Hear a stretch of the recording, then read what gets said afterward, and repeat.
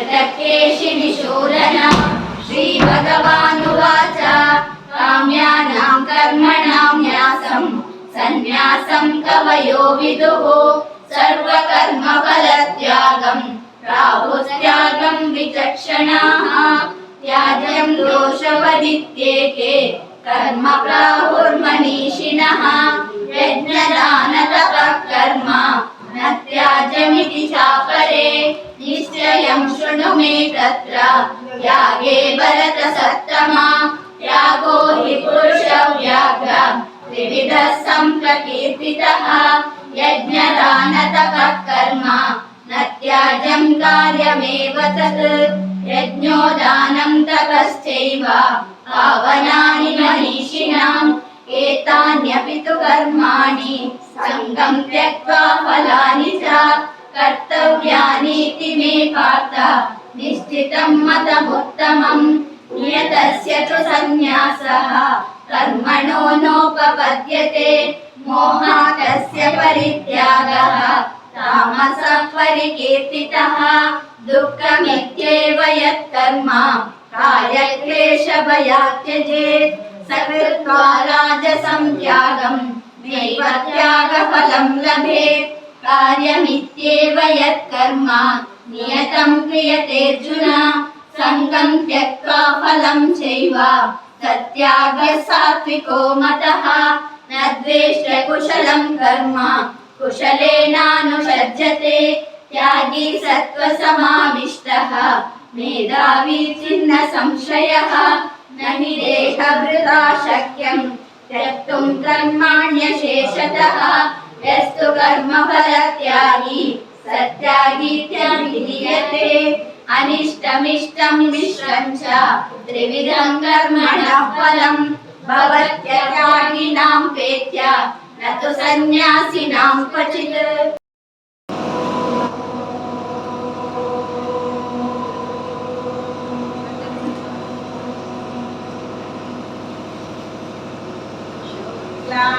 वरदरं विष्णुं शशिवर्णं चतुर्भुजं प्रसन्नवदनं ध्यायेत्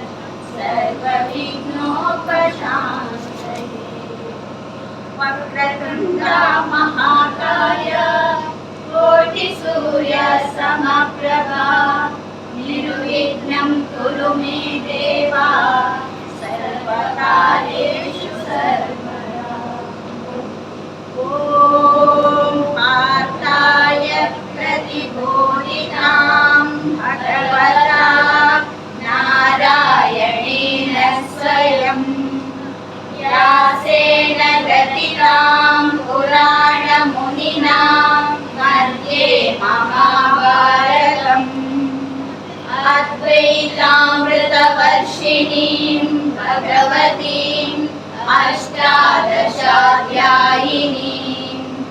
अम्ब त्वामनुसन्दधामि भगवद्गीते भवद्वेषिणी नमोऽस्तु ते व्यासविशालबुद्धे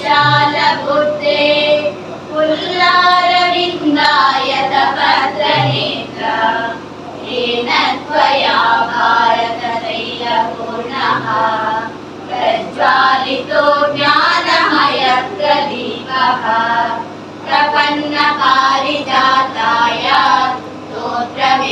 स्तोत्रवेत्रैकपाणये ज्ञानमुद्राय कृष्णाय गीतामृतदुहे नमः सर्वोपनिषदो गावो प्रोक्ता गोपालनन्दनः पार्थो वत्स सुधीर्भोक्ता दुग्धं गीतामृतं महत् वसुदेवसुतं देवं कंसचाणूरमर्दनं देवकी परमानन्दं कृष्णं वन्दे जगद्गुरुम् भीष्मद्रोणतटा जयद्रथजला गान्धारनीलोपला शल्यग्राहरे कृपेण वहनी कर्णेन वेलाकुला अश्वत्थामनिकर्णघोरमकरा दुर्योधनावर्तिनी योगेनावर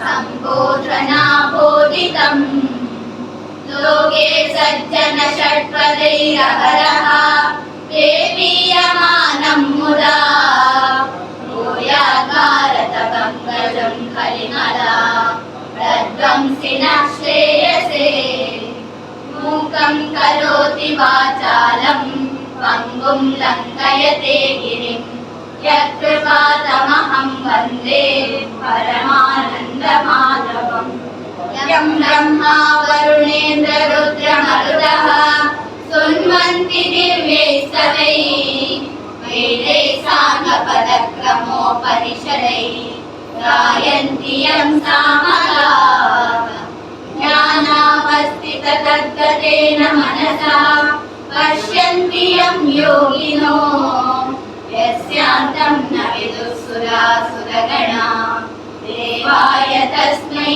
नमः। ॐ श्री परमात्मने नमः। श्रीमद्भगवद्गीता अथ सप्तदशोऽध्यायः श्रद्धात्रयविभागयोगः। अर्जुन उवाच ये शास्त्रविधिमुत्सृज्य यजन्ते श्रद्धयान्विताः तेषां निष्ठा तु का कृष्ण सत्त्वमाहोरजस्तमः। श्रीभगवानुवाच त्रिविधा भवति श्रद्धा देहिनां सा स्वभावजा सात्विकी राजसी चैव तामसी चेति तां शृणु। सत्त्वानुरूपा सर्वस्य श्रद्धा भवति भारत। श्रद्धामयोऽयं पुरुषः यो यच्चित्तः स एव सः। यजन्ते सात्विका देवान् यक्षरक्षांसि राजसाः प्रेतान् भूतगणान् तुलान्ये यजन्ते तामसा जनाः। अशास्त्रविहितं घोरं तप्यन्ते ये तपोजनाः दम्भाहङ्कारसंयुक्ताः कामरागबलान्विताः दर्शयन्तः शरीरस्थं भूतग्राममचेतसः मां चैवान्तशरीरस्थं तान् विद्यासुरनिश्चयान्। आहारस्त्वपि सर्वस्य त्रिविधो भवति प्रियः यज्ञस्तपस्तदानं तेषां वेदमिदं शृणु। आयुः सत्त्वबलारोग्य सुखप्रीतिविवर्धनाः रस्या स्निग्धा स्थिरा हृद्याः आहारा सात्विकप्रियाः। कट्टं लवणात्युष्णा तीक्ष्णरूक्षविदाहिनः आहारा राजसस्येष्टाः दुःखशोकामयप्रदाः। यातयामं गतरसं पूर्तिपर्युषितं च यत् उच्छिष्टमपि चामेद्यं भोजनं तामसप्रियम्। अपलाकाङ्क्षिभिर्यज्ञः विदृष्टो य युज्यते द्रष्टव्यमनिवर्तमनः समाधाय स सात्विकः। अभिसन्धाय तु बलं दम्भार्थमपि चैव यत् युज्यते भरतश्रेष्ठ तं यज्ञं विद्धि राजसं। विधिहीनमसृष्टान्नं मन्त्रहीनमदक्षिणं श्रद्धाविरहितं यज्ञं तामसं परिचक्षते।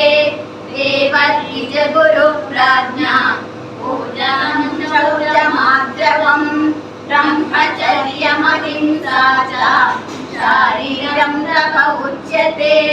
अनुद्वेगकरं वाक्यं सत्यं प्रियहितं च यत् स्वाध्यायाभ्यसनं चैव वाङ्मयं तप उच्यते।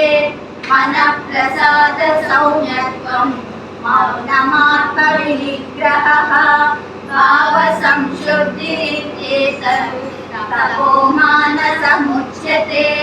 श्रद्धया परया तप्तं तपस्तद्विविधं नरैः अपलाकाङ्क्षिभिर्युक्तैः सात्विकं परिचक्षते सत्कारमानपूजार्थं तपोदम्भेन दैव यत् क्रियते तदिह प्रोक्तं राजसं चलमध्रुवं मूढग्राहेणात्मनो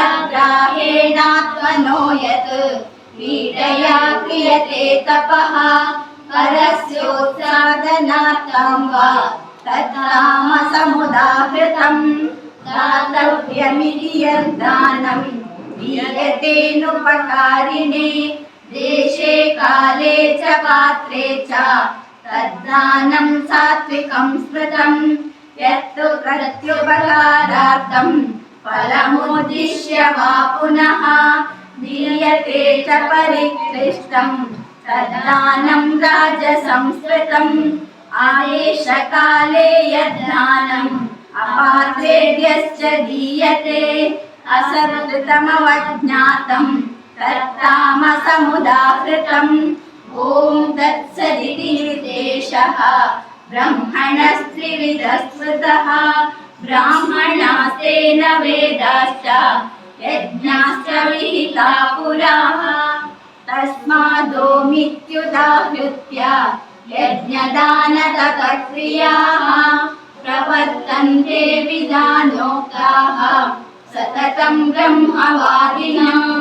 प्रतिज्ञानभिसन्धाय फलं यज्ञतपक्रियाः दानक्रियाश्च विविधाः क्रियन्ते मोक्षकाङ्क्षिभिः सद्भावे साधुभावे च सदित्येतत् प्रयुज्यते प्रशस्ते कर्मणि तथा सज्जब्धः पार्थयुज्यते यज्ञे तपसि दाने च स्थितिर्सदिति चोच्यते कर्म चैव तदर्थीयम्